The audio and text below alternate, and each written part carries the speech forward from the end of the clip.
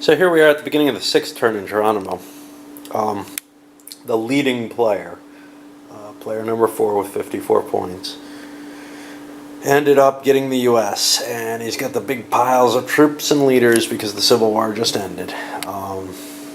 He's probably going to get pretty much whatever he wants. The railroads are working, so 2, maybe even 3 states. Looks like 2. I mean, there's just only so many points available usually.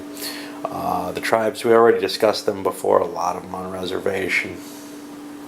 So, and there's not a lot of power left. There's a few strong tribes left that the early players, such as player 3, who's way behind, are going to be able to score some points on. I think a lot of the players, everyone except maybe player 3, is mainly intent on trying to prevent the U.S. from getting a lot of points this turn. Once around the board, and here on turn 6, and definitely seeing that alliance to try to defeat the U.S. from getting points. One thing I forgot, they've already got Nebraska. It's just a matter of maintaining everything. Remember, the last U.S. player failed to turn it into a state. But we're seeing heavy action to prevent statehood in Idaho. And we're seeing the Sioux attacking over in Minnesota. We did see the U.S. though put a peace chief on the Comanche, which that may hold up, and if it does, that's a big help for them. Another time around, and the coordinated attack seemed to be actually doing quite a good job against the U.S. getting statehood values here. Minnesota, with the Sioux attacking, is a mess. It's down to 4 points at this point. Nebraska is being threatened by the Kiowa. What are they at? They're at 5, 6, 7, 8, 9. They're okay with the addition of another railroad that came into play, but the Kiowa get another shot. Idaho doesn't seem to be moving either. I mean, it's at 7, which means it needs 5 more. It's got a chance, but there's definitely an attempt to prevent them from getting their statehood. The other states are all okay, but the Comanche peace chief has been removed, which means whoever's got the Comanche is going to be able to attack that town and again add to the risk value.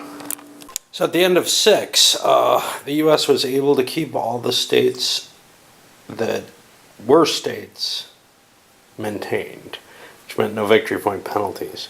They also managed to get Nebraska after a lot of fighting, but Idaho was definitely a lost cause. The points ended up falling. A huge number of tribes went on reservation. So the U.S. actually got a decent number of points for the turn in addition to Nebraska, which we can put over there. But the total points fell out. The owner of the Sioux, well, actually, the owner of the Crow Kiowa Flathead only made 7 points, but they bounced into the lead with, or not the lead. The U.S. has the lead with 70 points because of the, no, 60 points. What the hell do I have here? 70 points, yeah, because of all the 6 points for the state and 10 points for all those on reservation. So there are they still got a big turn off of it because of that. But 60 is the next, which is player number 1, who got a lot of points hitting things over in Idaho. Player 2 got a humongous amount of points, bouncing all the way up to 58 off the Sioux. And that just shows how potent the Sioux can be. Just able to whack cities. Now that stuff is near them, they're tremendous, big stuff. They're tremendously valuable. The 5th player running the Bannock and Blackfoot didn't make a lot up to 53.